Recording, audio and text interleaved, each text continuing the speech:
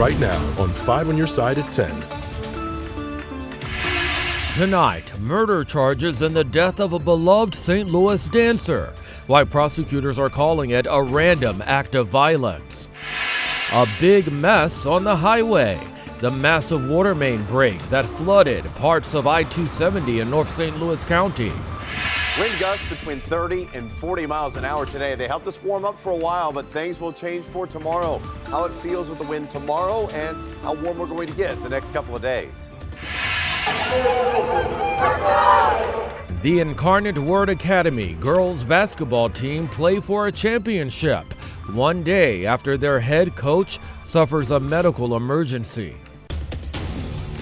Good evening, I'm Brent Solomon. The quest for a 7th straight title turns into a greater mission for that basketball team. Tonight, head coach Dan Rolfes remains in the hospital after suffering a medical emergency last night.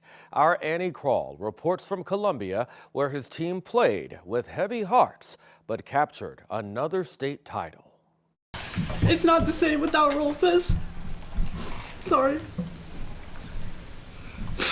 We didn't know last game was going to be our last game with him. So it's really rewarding, but it's not the same. Unclear if Incarnate Word would even be playing on Saturday night, facing one of the toughest challenges a team could go through in the Class 6 state final game. Their coach, Dan Rolfes, hospitalized on Friday after a medical emergency following their semifinal matchup. A long pause after closing out their 4th undefeated season. Tanner Wilkinson stepping in as head coach, holding his Incarnate family tight, for Rolfes still in recovery. Rolfes replaced this man, Jim Johnson, as head coach in 2000. I always said the 2 best things I ever did for Incarnate basketball is I quit and then I hired Dan to take my place. Former Incarnate Word head coach Jim Johnson tells me that one of the things that makes this team so special is their defense, because they have constant pressure the whole game. One of Dan Rolfes' signature strengths. He is just a very humble person who is just an excellent coach and just gets the most out of his girls. Alums driving from across Missouri to Mizzou Arena to watch Incarnate win their 4th title in a row. Because it's a good place to be at this time of year. We've made many trips down here in the past over the years. An emotional win for so many reasons. Incarnate Word gets a closer than expected victory over Kickapoo. It was a little too close, we'll say that. A little too close for comfort, but yeah, we always know we can pull through in the end. Reporting in Columbia, Annie Krall. And today's victory marks the 131st straight win for Incarnate Word.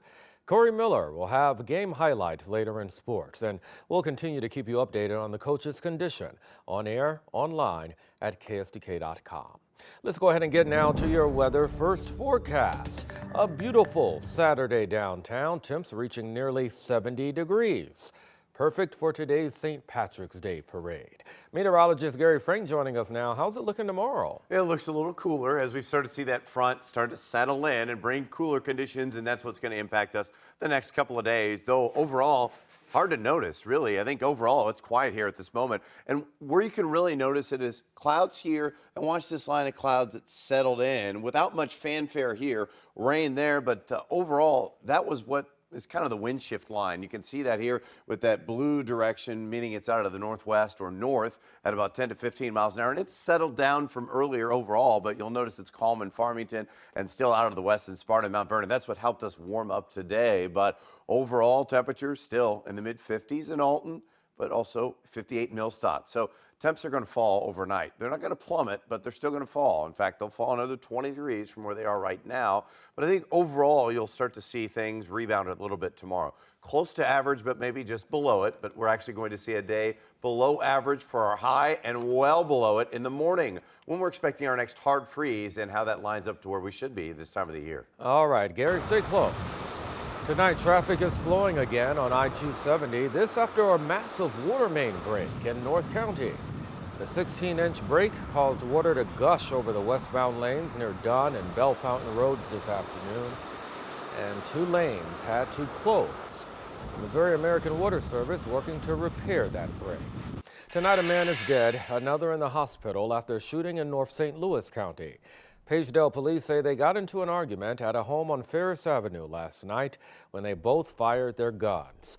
A man in his 50s died. The other was seriously hurt. He's now facing several charges, including second-degree murder. Tonight, charges filed in the deadly shooting of a St. Louis dancer. Police say Glenn Bailey is one of 3 suspects in the death of Amarnath Ghosh last month. Police say Bailey's car was spotted on Delmar Boulevard near Clarendon, where Ghosh was jogging. When he went into the intersection, Bailey and the other suspects shot him multiple times, killing him, according to police. Bailey is charged with first-degree murder and armed criminal action. That shooting is under investigation. Well, it's been more than a week now since Mizzou student Riley Strain went missing in Nashville, Tennessee.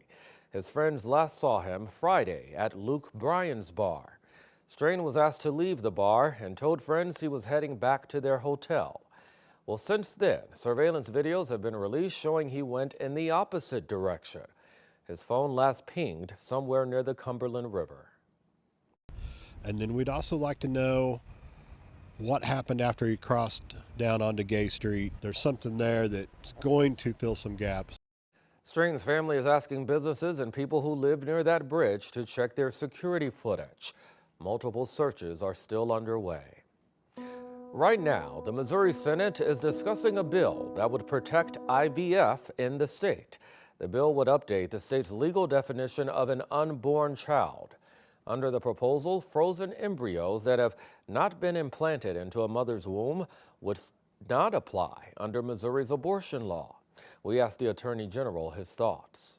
Life begins at conception, and our law should protect innocent life. I also believe that potential parents, individuals who want to be able to have children, should have every means available to them to be able to fulfill that dream of theirs.